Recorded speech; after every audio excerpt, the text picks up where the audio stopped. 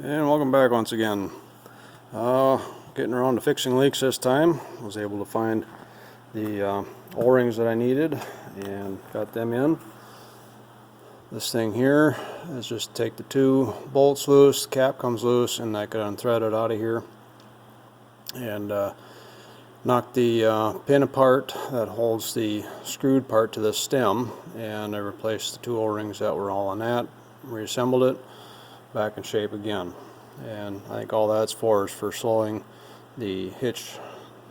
When you go to lower it, you can change the rate, drop rate of that. So that's all that is. And draft control shafts and the sensing shaft. There's an O-ring on this shaft, and there's an O-ring in this housing to seal this shaft here. And to get this out, I had to take a hand file, go around it. There were some high spots in there, and I was able to slip it out. And but there's a snap ring.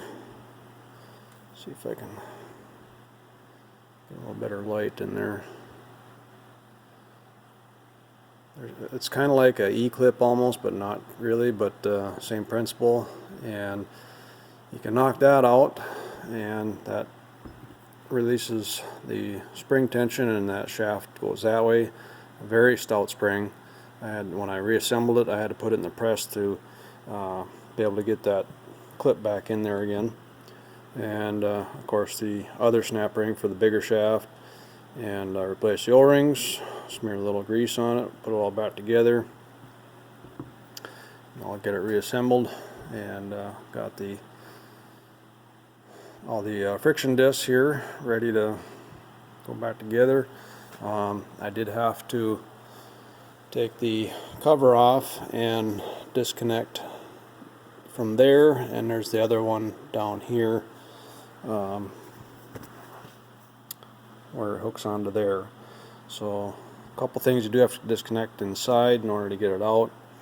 And as you can see, it's quite a bit more than that space provides in there, but talk real nice, and just kind of finesse it out of there. It will come out without having to pull the fender off. And so even though it would be a lot easier taking the fender off and you can pull it straight in and out, but I don't like doing any more than I have to sometimes. And so not pulling a fender off just seemed like a better option, especially when that would still come out. So if you ever do have to do something like that, it is possible, as long as it ain't in too far. And but yeah, you will need a press of some sort to get this push and compress that spring back down, because you can't do it by hand. That is really tight.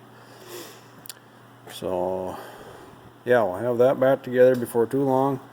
And I guess the other things I got to do yet are the lights. I got a new light bulb, new switch, and rubber boot to seal up that switch so that keeps the weather out of it and dirt and everything. And so yeah, we're getting down there. We're just about ready to have her complete, and we can put oil in and fire it all back up again and see how everything works. So that's where we're at. I'll talk to you later. Bye.